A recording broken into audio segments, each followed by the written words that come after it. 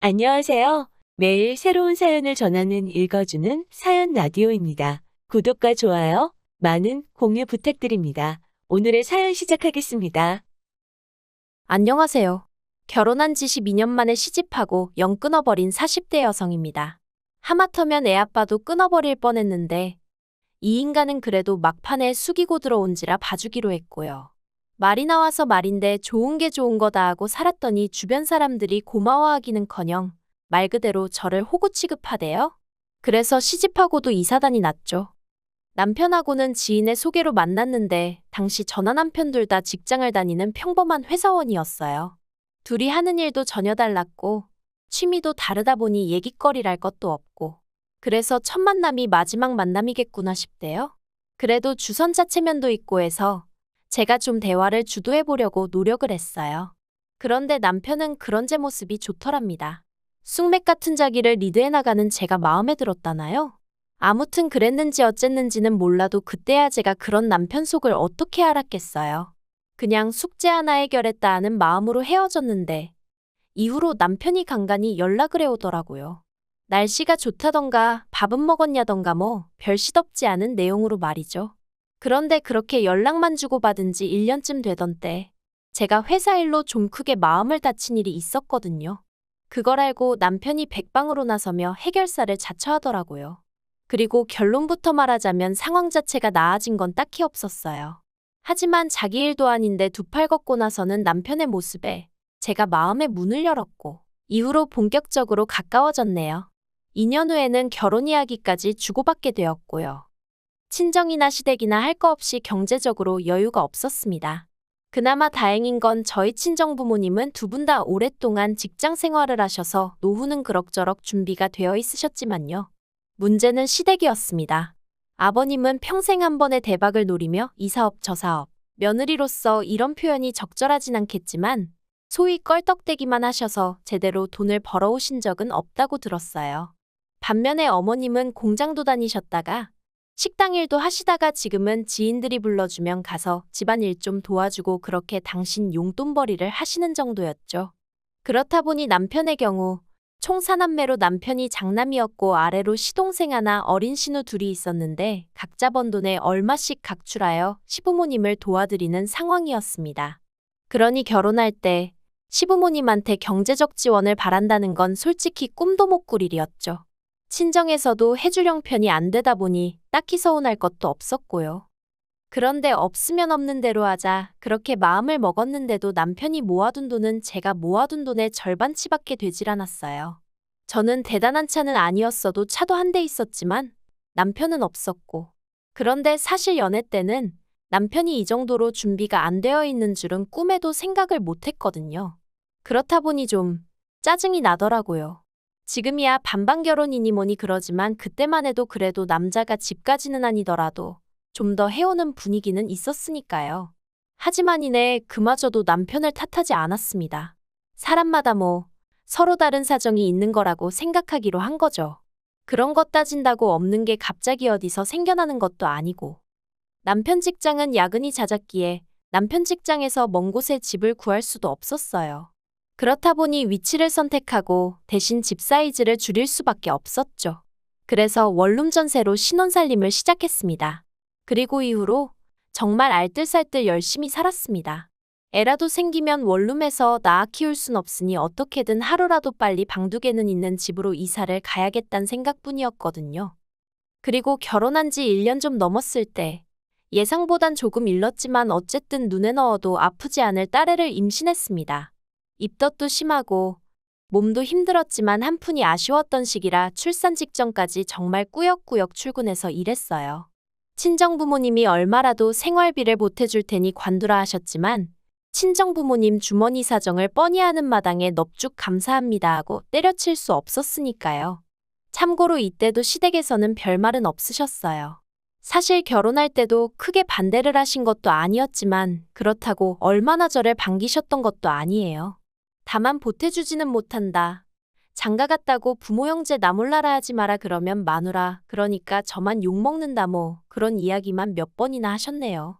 그리고 임신 소식을 알렸을 때도 시부모님 입장에선 첫 손주였는데 딱히 기뻐하시는 건 없으셨어요. 오히려 제가 회사를 안 관두고 계속 다니겠다 하니까 그걸 좋아하셨죠.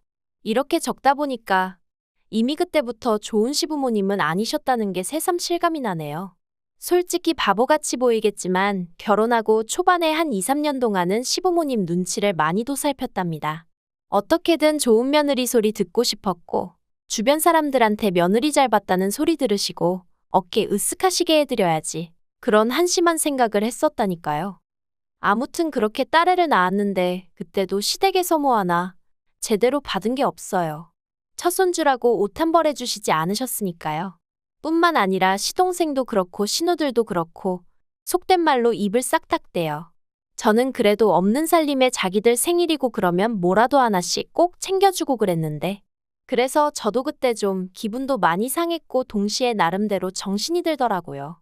시댁에 암만 잘해봤자 별 소용도 없구나. 내 남편 내 자식이나 잘 챙기고 친정 부모님한테나 잘하자 뭐 그런 깨달음을 얻게 된 거죠. 이후로 시댁과는 가까울 것도 그렇다고 멀지도 않은 딱 그만큼의 거리를 유지하며 지냈습니다.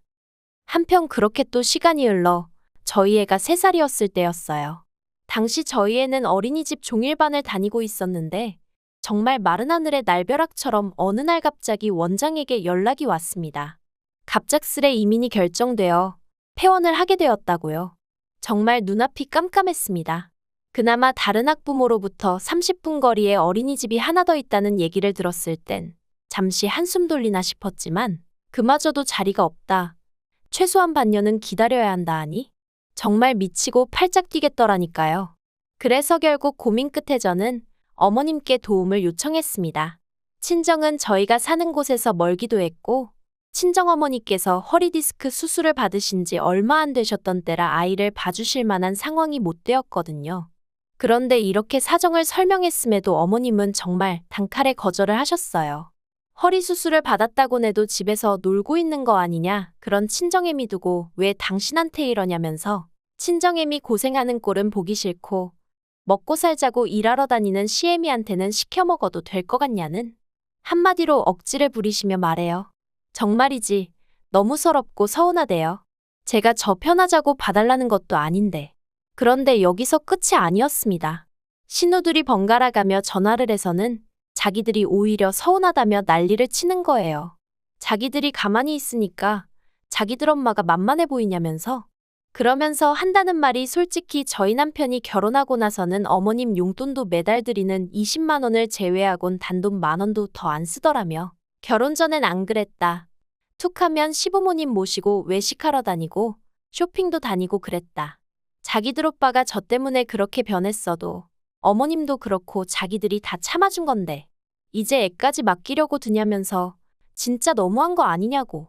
정말이지 저도 사람인데 기분이란 게 있잖아요.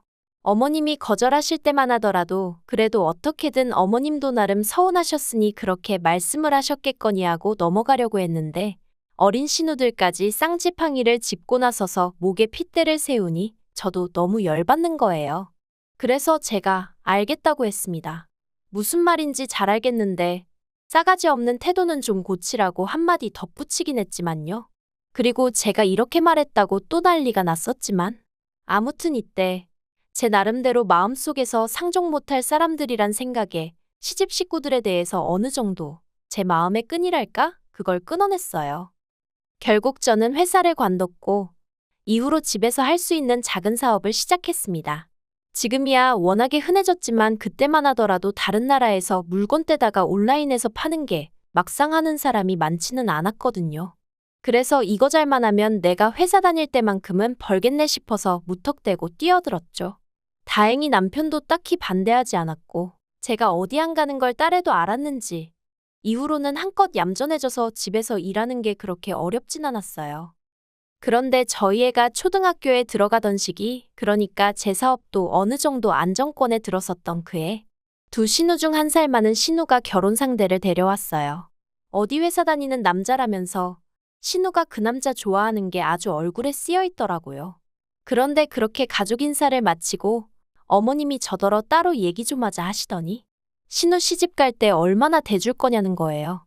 황당해서 제가 얼마나 대주냐 했습니다. 그랬더니 그러면 맞이가 돼서는 동생 시집 가는데 한 푼도 안 할 거냐 그러시는 거예요.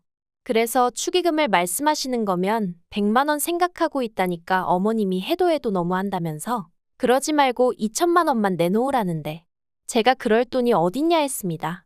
실제로 저희는 직전에 있는 돈 없는 돈 싹싹 긁어모아 아파트로 이사를 했었으니까요. 그런데 어머님이 이사한 아파트에 대출이 없지 않냐면서 그거 담보 잡아 대출 좀 받으면 되는 거 아니냐 하시는데 황당한 걸 넘어서서 화가 나더라고요. 우리한테 해준 게 뭐가 있으시다고 이렇게 당당하게 돈 달라 소리를 하시지 싶은 게. 그리고 불현듯 예전에 어머님이 제 부탁에 칼같이 거절하시던 그 얼굴이 떠오르면서 저도 모르게 싫어요. 소리가 입 밖으로 나가버렸네요. 이때 남편하고도 처음으로 크게 싸웠습니다.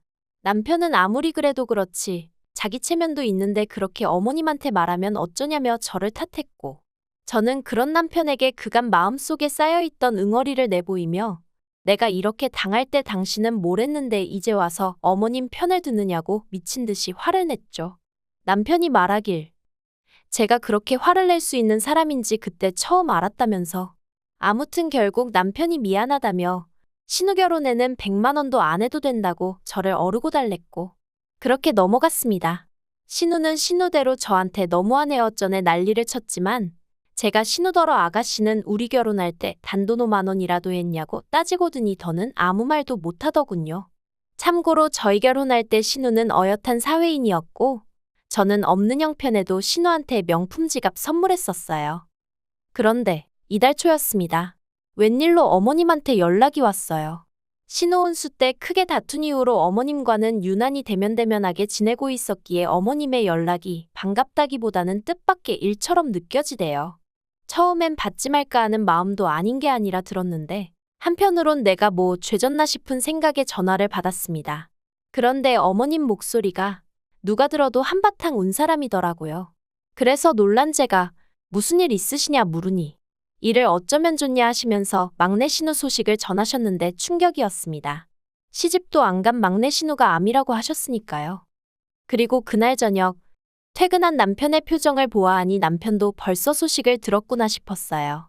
저는 이걸 위로를 해야 하나 아니면 어떻게 해줘야 하나 도저히 모르겠어서 남편이 먼저 말문을 열기만을 기다렸고요. 그랬더니 저녁 식사를 마친 남편이 할 얘기가 있다며 저를 불러 세웠습니다. 그래서 해보라니까 자기가 막내 신우랑 통화를 해봤는데 막내 신우가 저희 사는 동네로 이사를 오겠다고 하더랍니다. 저희 동네에 유명한 병원도 있고 저희 부부가 있으니 좀 의지가 될 것 같다면서요. 전 좀 의아했어요. 솔직히 남편하고 막내 신우야 어떤지 모르겠지만 저랑은 평소에 연락을 한번 주고받는 것도 아니고 막말로 의지를 하고 말고 할 그런 사이가 아니었으니까요. 그래서 그냥 그래 하고 듣고만 있었습니다. 그런데 남편이 하는 말이 그런데 자기도 알다시피 우리 동네가 집값이 싼 건 아니잖아 하더니 그래서 말인데 당분간 우리 집에서 지내라고 하면 어떠냐입니다. 어이가 없어서 그게 뭔 소리냐니까 막내 신우 형편의 집이라고 구해봤자 반지 하나 빌라 정도일 텐데 아픈 애더러 그런 데서 어떻게 지내라고 하냐면서 우리는 방도 하나 남지 않냐 그러니까 여기 와서 있으라고 하는데 제가 미쳤냐고 소리를 질렀어요. 내가 지금 아픈 신우 병수발 들게 생겼냐고요. 그랬더니 남편이 깜짝이야 하더니 저더러 당신이 형제자매가 없어서 그러나 본데 보통 이럴 땐 서로 돕는 게 정상이랍니다. 그러면서 저더러 신우가 와 있으면 저희 애도 봐줄 수 있고 그러면 저도 일에 더 집중할 수 있으니까 좋지 않겠냐는데 아픈 신우가 솔직히 도움이 되면 얼마나 되겠나 싶기도 하고 아무리 따져봐도 까놓고 말해서 저에게 좋을 건 하나도 없어 보이더군요. 그리고 무엇보다 시부모님도 가만히 계신데 남편이 왜 이러나 싶은 게 어이가 없었죠. 그런데 여기서 끝이 아니었습니다. 그날 이후로 남편과는 며칠 동안 서로 없는 사람 취급을 하며 생활을 했는데 그러나 나중에 다시 어머님한테 연락이 왔고 저한테 말 그대로 욕을 퍼부으셨어요. 피도 눈물도 없다면서 신우가 죽을 병에 걸렸다는데 그거 좀 옆에 끼고 챙겨주는 게 뭐가 얼마나 힘든 일이라고 그러냐면서 말이죠. 그런데 또다시 어머님이 제가 애 좀 봐달라고 부탁드렸을 때 애는 엄마가 키우는 거다. 네 친정애미는 뭐하냐 하며 막말을 퍼부으셨던 게 떠오르는 거예요. 그래서 제가 어머님이 하셨던 말씀 똑같이 했습니다. 어머님은 집에서 뭐 하시는데 아픈 딸도 하나 못 거두신다는 거냐고.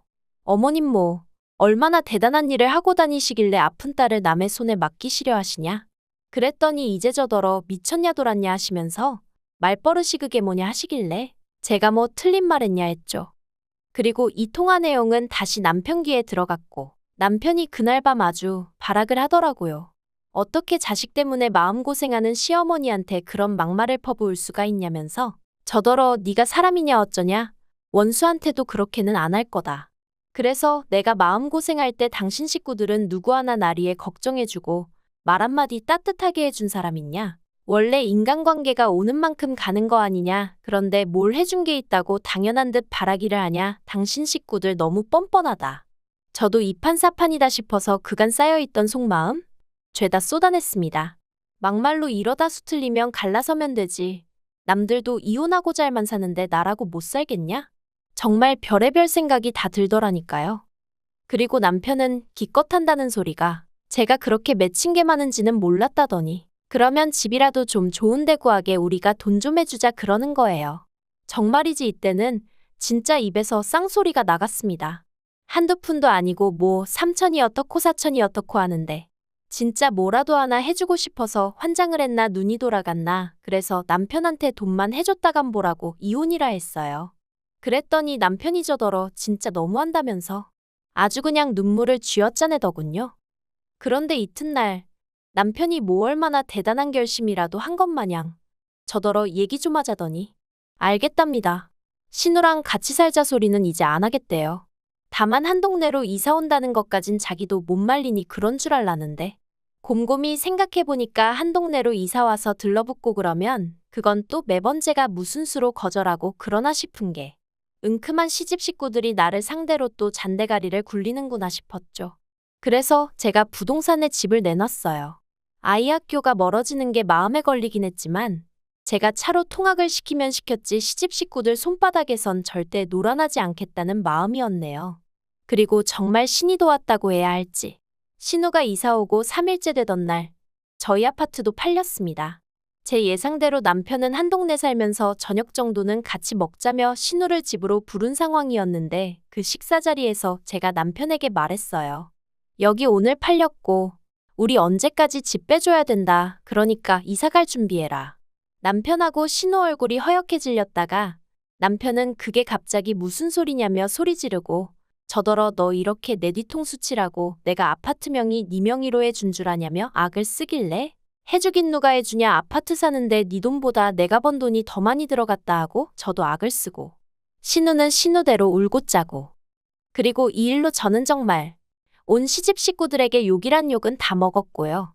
어머님은 남편더러 저 같은 거랑 이혼하라셨는데 정작 남편이 이혼만큼은 안 하겠다고 버티대요.